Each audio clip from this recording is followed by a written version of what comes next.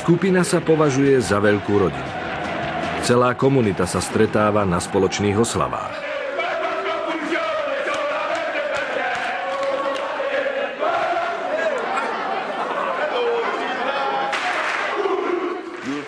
Títo ľudia naše mesto naozaj stmeľujú. Preto je našou povinnosťou postarať sa, aby skutočné hodnoty tohto športu nikdy nezanikli.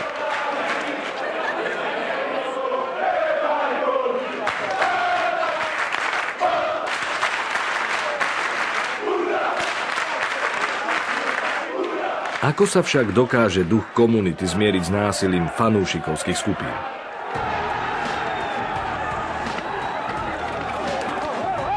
Ľudia môžu nesúhlasiť. Nevidím na tom nič zlé, dokonca si myslím, že to musia robiť. My si však uvedomujeme, že boj je jediné riešenie. Je to to najkrajšie, čo máme. Vychádza priamo z našich srdc. Skupina verí, že taliansky futbal zničili bohaté tímy veľkých miest. Ich podozrenie ešte posilnila Calciopoliho aféra z roku 2006. Vo futbale sa už nehrá čisto. Ohromné množstvo ľudí sa zapredalo. Mnohí sa snažia očierniť aj to posledné, čo z neho ostalo. Fanúšikovia si osvojili princípy morálky. Práve tu našli ospravedlnenie brutality svojich činov. Z dnešného futbalu sa mi chce vracať.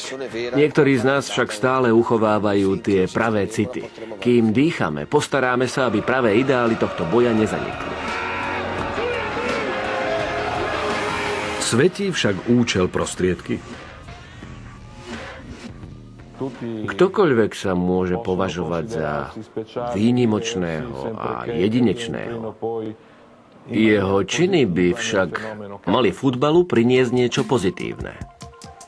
Ultras veria, že práve oni reprezentujú to pravé srdce talianskeho futbalu a vďaka nim nezanikne jeho jedinečnosť.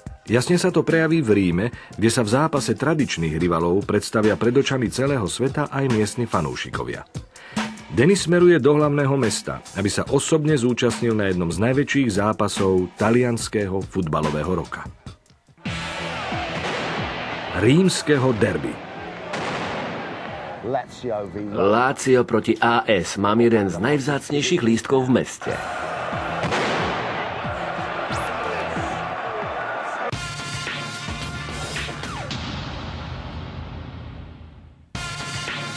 Futbaloví výtržníci. Herec Danny Dyer je vášnivý futbalový fanúšik, ktorý sa preslávil úžasnou úlohou v britskom filme Hooligans. Práve sa nachádza v Taliansku a putuje po stopách pravých futbalových výtržníkov. Ultras. Jeho púť ho doviedla až do Ríma, kde má práve zažiť najdramatickejšie stretnutie svojho života. Veľké derby medzi Láciom a AS Rím.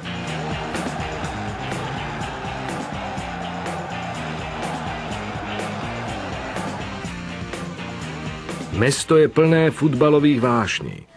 Jeho dva najväčšie tímy majú za sebou celú históriu vzájomných konfliktov.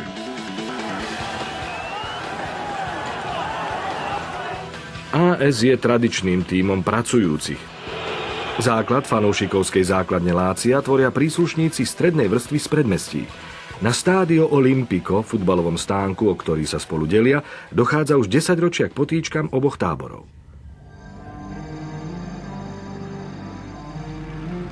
Pred samotným zápasom sa Danny ešte stretne so skupinou fanúšikov Lácia, ktorá je známa ako Irriducibili.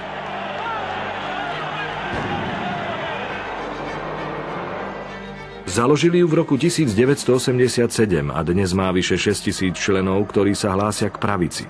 Na tribúny často prinášajú rôzne fašistické symboly. Fotografia z roku 2005 zachytáva futbalovú legendu a bývalého člena Ultras Paula Di Cagna ako zdraví fanúšikov Lácia pozdravom Rimanov. Tento prejav fašizmu šokoval celý svet.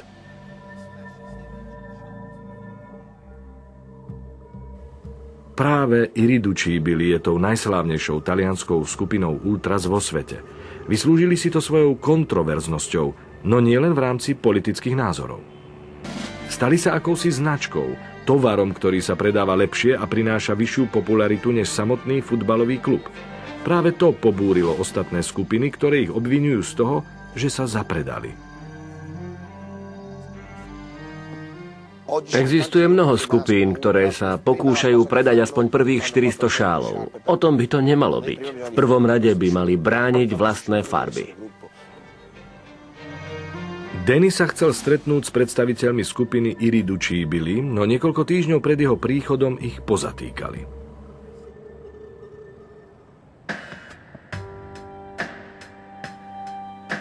Fabrizio Toffolo čelí spolu s ďalšími 3 členmi obvineniam zo zastrašovania a pokusu o vydieranie potom, čo prezident klubu zrušil ich privilégiá, 1000 permanentiek a peniaze na choreografie.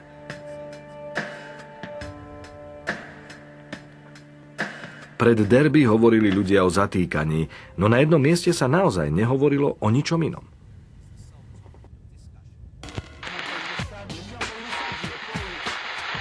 Dúfam, že naši chlapci budú čoskoro vonku. Skupina má vlastnú rozhlasovú stanicu. Určite ťažko znášajú odlúčenie od rodín.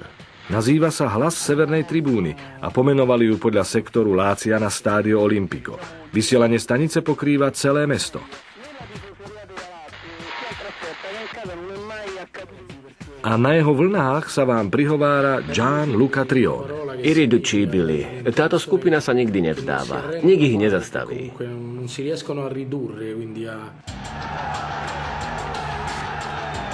Práve táto stanica poskytla skupine diskusný priestor, aby vyvrátila podozrenia z pokusu o vydieranie namierené proti svojim vodcom. Nie je to pravda. Naši chlapci jednali otvorene. Prihovárali sa vám na vlnách našej stanice a v prvom rade sa snažili zlepšiť postavenie klubu. Preto sa naši podporovatelia rozhodli v úvode sezóny na čas odmlčať. Od zatýkania drží hnutie na tribúnach štadióna tichý protest. Jeho stúpenci podnikli podobné kroky už v minulosti. Radi ukazujú svoju silu. Tichý protest spôsobil, že sa na tribúnach nespieva ani nepíska. Úplné ticho. Dnes večer však ide o rímske derby a to mlčanie pravdepodobne prelomí. V predvečer zápasu sa dokonca zo svojej väzenskej cely prihovoril stúpencom skupiny Fabrizio Toffolo. Jeho list čítali v živom vysielaní. Naliehavo vás prosím, aby ste dnes opäť preukázali podporu svojmu milovanému tímu. Všetko pre dobro nášho milovaného Lácia. Dnes vás len žiadam, aby ste na znak vďaky nespievali proti Rímu, ale len na slávu nášho Lácia.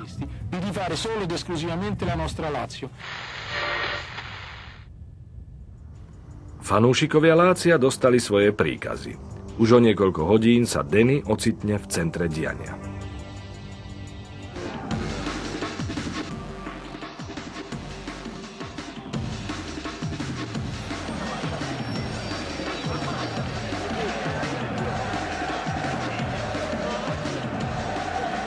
Pár hodín pred úvodným hvizdom smeruje do svojho sektoru. Atmosféra derby sa pomaly stupňuje. Čaká nás skutočne niečo výnimočné, čosi jedinečné. Už sa naozaj nemôžem dočkať. Na tento zápas som sa dlho tešil. Dnes sa to pokúsime trochu ozvášniť aj my. Urobíme čosi, na čo sme si netrúfli v žiadnej inej krajine. Rád by som to udržal v tajnosti. Rozhodol som sa, že prvý polčas strávim v tábore Rimanov. Vychutnám si to a potom sa vrátim a presuniem sa do tábora Lácia, aby som si s ním vychutnal druhý polčas. Možno si vravíte, že je to úplne vylúčené. Asi som sa úplne zbláznil. Poviem vám, aspoň sa o to pokúsime. Neviem sa dočkať. Už aby to začalo.